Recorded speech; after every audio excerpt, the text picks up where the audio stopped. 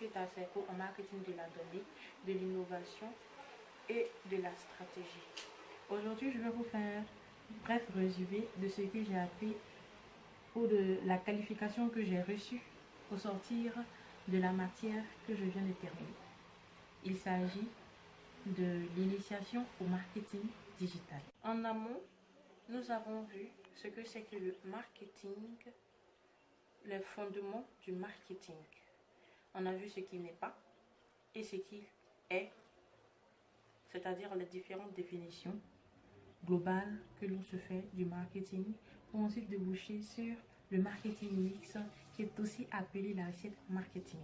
Nous avons aussi assimilé la définition du marketing digital en passant par la différence entre marketing digital, web marketing et le marketing en ligne, qui sont similaires mais différents. Ils se ressemblent beaucoup mais sont différents. La différence se sent surtout au champ d'action de ces différents types de marketing. Ces différents types de marketing ont pour différence leur champ d'action dans le sens où le marketing digital ne s'applique à tous les écrans, qu'ils soient en ligne ou en hors ligne. Or, le marketing, le web marketing et le marketing en ligne ne s'appliquent qu'aux écrans en ligne connectés.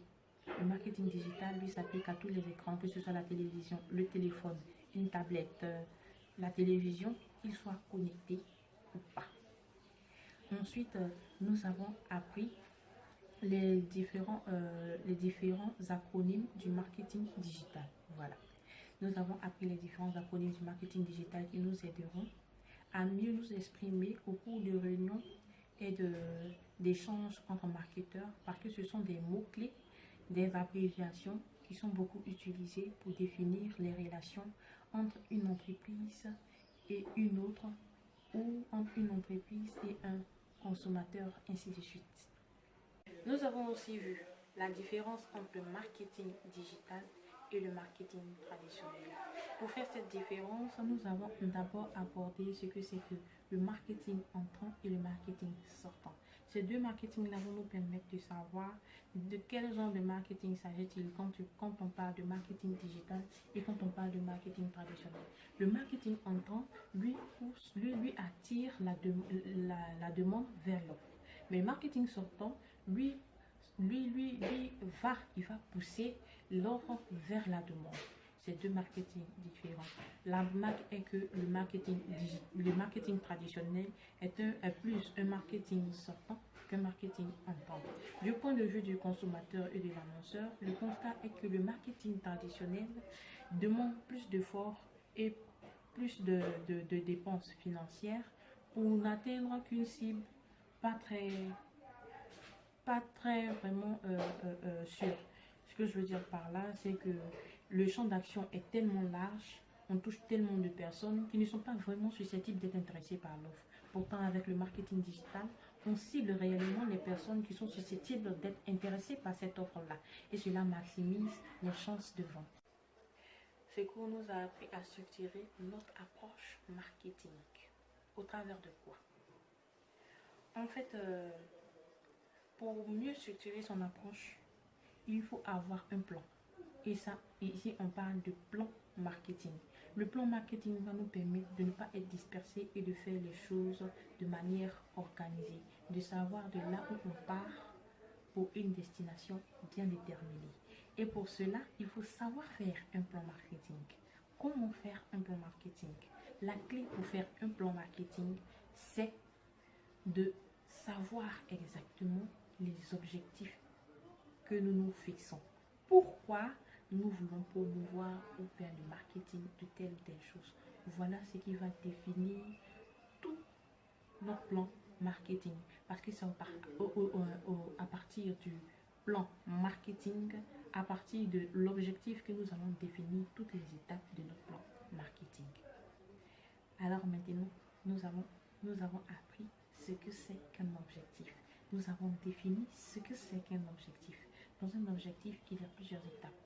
Il y a la mission ultime elle-même, la mission globale, générale, qui en quelque sorte est le point central même de de l'organisation ou de la structure à promouvoir. Voilà. Définir nos objectifs nous permettre de ne pas perdre de vue le but principal. Il y a plusieurs étapes pour définir nos objectifs. On a la mission, on a l'objectif stratégique et opérationnel qui vont nous permettre réellement de savoir comment nous allons procéder pour pouvoir atteindre notre objectif final. On a aussi les objectifs SMART, c'est-à-dire spécifiques, mesurables, actionnables, réalisables et temporels. Cela veut dire que nos objectifs doivent pouvoir répondre à ces 5 éléments. C'est très important. Bonjour, je suis Anne Diabia, étudiante Cerco IA en marketing digital. À la suite de mon binôme, je vais vous expliquer comment gérer votre relation client.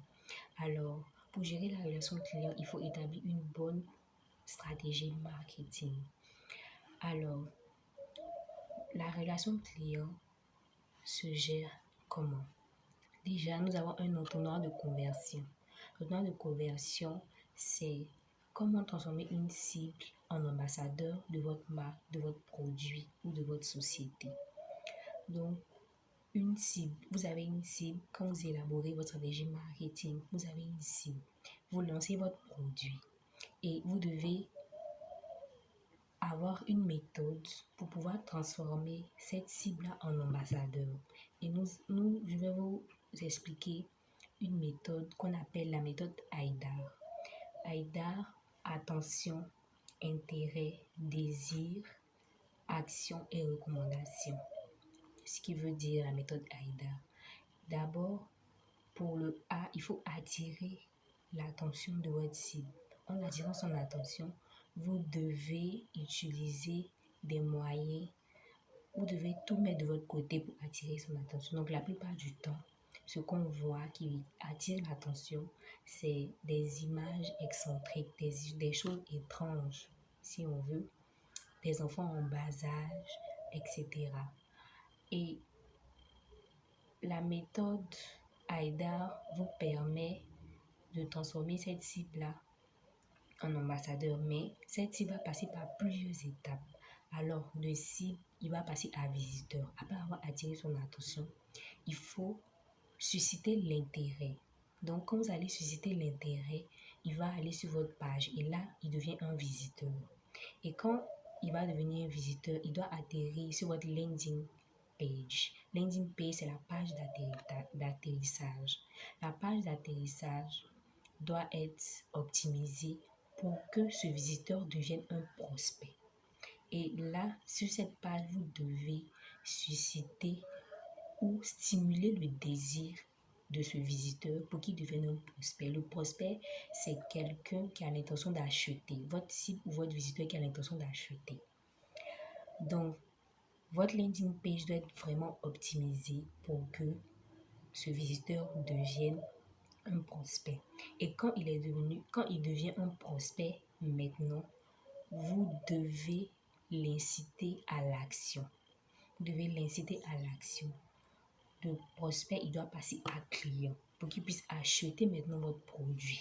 Parce qu'il ne suffit pas seulement de venir sur votre page ou sur votre site web, regarder et tout. Et les indicateurs qui nous font dire qu'un prospect peut devenir un client, c'est le fait qu'il puisse rentrer en contact avec vous, qu'il puisse aller sur une page produit, qu'il puisse mettre un produit dans le panier. Tout ça sont des indicateurs qui nous font dire que ce prospect a l'intention d'acheter un produit. Et donc, pour l'aider à conclure plus vite, pour l'aider à acheter chez vous, déjà, vous devez mettre tout de votre côté. C'est-à-dire, vous pouvez utiliser la gratuité, par exemple, un produit acheté, un produit offert ou les offres promotionnelles. Vous devez appliquer les offres promotionnelles et voilà, pour pouvoir l'aider à passer à l'action au plus vite. Et il ne suffit pas seulement que ce prospect devienne un client. Quand il est devenu un client, il doit devenir un ambassadeur de votre marque, de votre produit. Et pour qu'il devienne un ambassadeur, il va falloir que vous misez sur la satisfaction du client. Et quand vous devez miser sur la satisfaction du client, alors vous devez aller au-delà de ses espérances, aller au-delà de ses attentes, pour qu'il soit vraiment étonné, pour qu'il soit vraiment épaté de par votre professionnalisme, de la manière dont vous vous occupez de lui. Et là, maintenant, il peut devenir un ambassadeur. Il y a plusieurs moyens qui vont faire que ce client va devenir un ambassadeur. Vous devez lui demander sur votre page, votre site web, s'il était satisfait. S'il n'a pas été satisfait, vous devez prendre en compte son avis. S'il n'a pas été satisfait, vous devez mettre une option où il pourra s'exprimer pour dire ce qui ne lui a pas plu, par exemple, ou qu'est-ce qui n'a pas été satisfaisant dans ce parcours-là qu'il a eu, pour que vous puissiez améliorer la prochaine fois votre offre. Voilà, vous devez aussi lui demander, lui permettre aussi de s'exprimer, lui demander s'il peut devenir un ambassadeur, s'il peut recommander votre produit ou recommander votre marque à un de ses amis ou un de ses proches. Donc, voilà en gros comment gérer votre relation client. C'est un parcours. Le marketing digital, c'est avant tout une question de relations humaines. Même si c'est en ligne, même si c'est à distance, il vous faut garder le contact avec votre client, lui demander des feedbacks pour qu'il soit de plus en plus à l'aise avec vous. Merci.